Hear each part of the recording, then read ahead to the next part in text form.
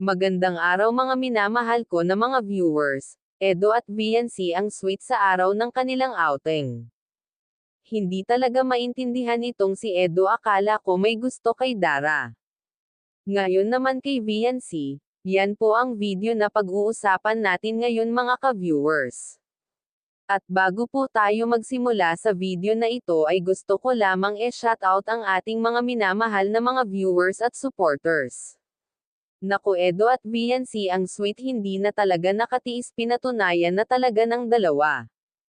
Pasekrito lang itong si Edo, gusto din pala si Viance dahil nag-outing sila at Faito na nag-aaligid si Edo kay Viance. Laking gulat ng Kezlingapti nang makita nila na sobrang sweet ng dalawa at nagsusulo itong dalawa.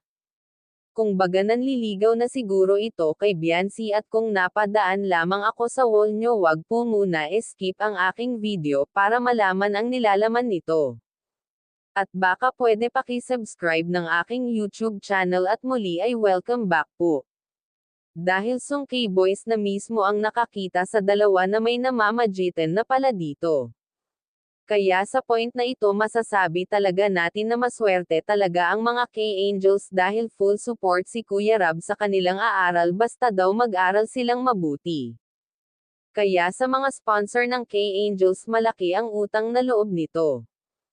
Kaya nagpasalamat nito dahil hanggang ngayon, kasi kahit na hanggang ngayon ay patuloy pa rin sa pagtulong ninyo at pagbibigay sa kanila ng tulong financial, at ito ang inaasahan nila para sa pag-aral.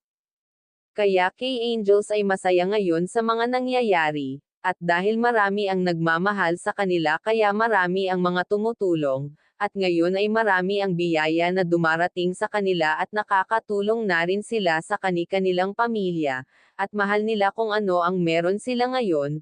At wag nga po pala natin kalilimutan suportahan ang ama ng ating kalingap na si Val Santos Matubang. At hanggang dito na lamang ang ating mixing reaction. Again, maraming salamat sa panonood.